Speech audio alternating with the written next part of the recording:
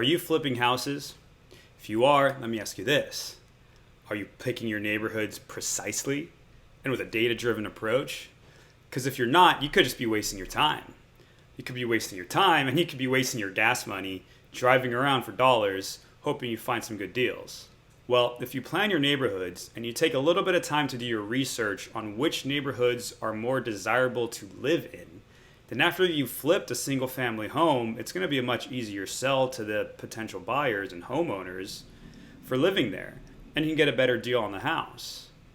So I'm going to show you how you can spend less than 10 minutes on how to find good, desirable neighborhoods that people will want to live in, and then that's where you can spend your time focused for driving for dollars instead of the entire city. All right, so my name's Andre. I'm a real estate investor and I'm a software developer. I've built this website called Lazy Boots from the ground up so that investors like us can save a lot of time when we're trying to pick where to invest. It's going to make you a lot more confident in your decisions. I personally used it to move across the country and buy my first property, so I think it can help you as well. Let me show you how it works. Here on screen, we're looking at the Neighborhoods tab. You can see that we can compare neighborhoods, we can compare cities, even states, and eventually we can start adding some properties to the map once we have our neighborhoods kind of picked out. So for neighborhoods, it really matters where you buy, and there's 4 main criteria that you want to keep in mind. If you go here to ranking criteria, I'm going to hit edit, and you can see some are already selected, but I'll just clear them for now. What you want to think about when it comes to buying in a good neighborhood, there's 4 main criteria, growth criteria, that you want to keep in mind. You want to know if people are moving there, population growth. You want to know that employment growth is happening in that area too, job growth. You want to look at house value growth. You're not selling a rental property, so we don't care about rent as much. If you're flipping for a home owner, then you want to have a higher house value. And so if you can buy now and then it's growing and then you can sell at a higher price, that's great. The asset you bought is going to be worth more after you're done flipping your house just because of time alone. You definitely want to include income growth because if there's people moving to the area, to the neighborhood with higher incomes, that's also going to fuel house value growth. And then you also want to add 2 more, which I would say, and that's total crime, because you want to convince your buyers that they're in a safe neighborhood.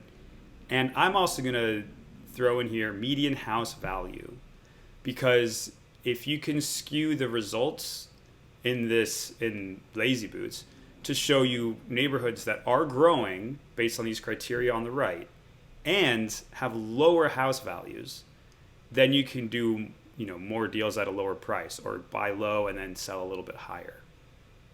So I'm going to hit close and refresh. And then I'm going to dismiss that pop-up. It's just reminding us we have to select a radius. Right? If you know more or less where you are, let's say we're in Atlanta now. So let's say top northeast corner of Atlanta, Old 4th Ward. If we're here, we can select a small radius, let's say 5 miles. That's probably even pretty big. Let's do a 3-mile radius to have a circle from that point of 3 miles. And it's going to pick the properties around there, or the neighborhoods around there. If you already know that's kind of where you want to go, see, that's already pretty big. If your area is smaller than that, you can come here and just have a small, select 2 miles, select a small radius, and just compare those neighborhoods specifically. If you're not sure and you're willing to drive all over town, let's pick something higher. Let's go with 7 miles and just throw our marker in the middle of Atlanta or whatever city or town you're in and see what comes up. So here we're getting a nice colorful map of all of Atlanta, and it's based on these criteria we have on the left.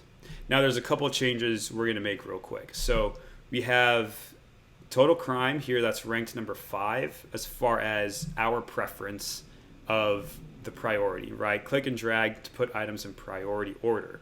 So I'm going to bring total crime a little higher up. And then remember I said we want house value to be low so we can buy lower priced houses and sell them, in growing neighborhoods. So I'm going to pull median house value actually to the top, and then I'm going to toggle it low. And it's interesting. Look at the map. You can see how it changes. So now I can see, and I've basically never been to Atlanta. I'm going to say right now, the more expensive houses and growing neighborhoods are in the top right? The northeast area of Atlanta. If I make house value low, I can say, okay, there's some still desirable houses because they're growing neighborhoods, in the northwest corner, still some in the north, some in the center, and also in the south. And as I hover my mouse over the list of rankings, the list of neighborhoods in this area, we can kind of see where they are. And they're basically all on the west side of Atlanta. So that could be a good place to focus. So if you want a little bit more detail, this alone is great, right? So far, you can say, all right, forget the east side of Atlanta, forget the northwest, or the northeast, it's very expensive up there. If we take a look at the northwest side and these darker shaded blue areas, here the legend right on the bottom says best match is blue, dark blue, least match is white. So you can see that this is the area you would want to probably invest in, maybe somewhere around here as well. And look at this one, right? These two neighborhoods are interesting because they're surrounded by blue. So maybe these would be good areas to invest in as well. We'd have to dive into the details because maybe crime is high. So let's just take a quick peek. I'm going to select, let's see, one of these was one of our top ones, I thought. Maybe not. Let's select this one. All right, neighborhood 27 out of 144. That's pretty good. And its crime value is 12,542. Let's compare that to the one that's next to it.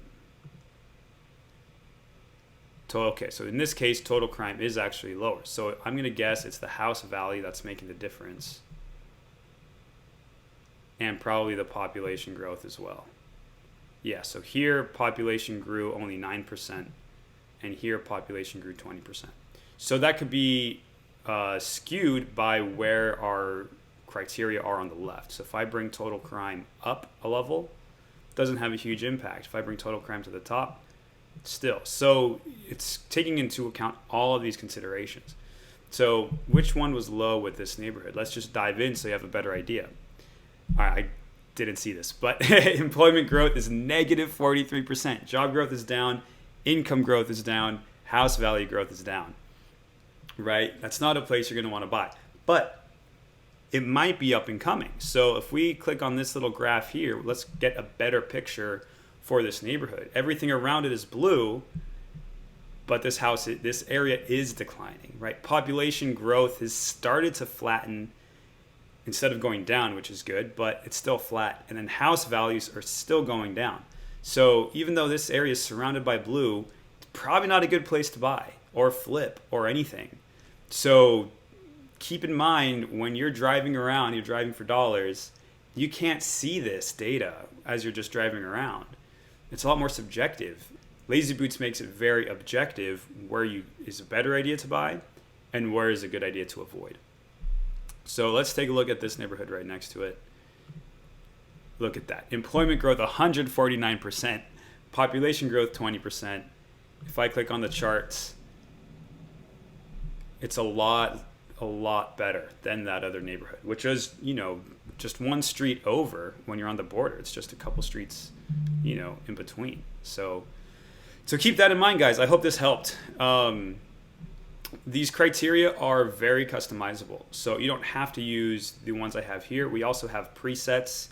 Cheap high growth is the one that we basically talked about, where low house values and then high growth values. This one uses rent instead of employment growth. If you're flipping houses, again, you don't have to worry about rent as much if you're flipping to homeowners. So I hope that helped, guys. Drop a comment below if you have any questions. Shoot me a message if you have any questions. Go ahead and like and subscribe to the video. It helps me know that you like what I'm making and to make more of it, so it helps me a lot. That's it for this video, guys. Take care, good luck, and I'll see you in the next one.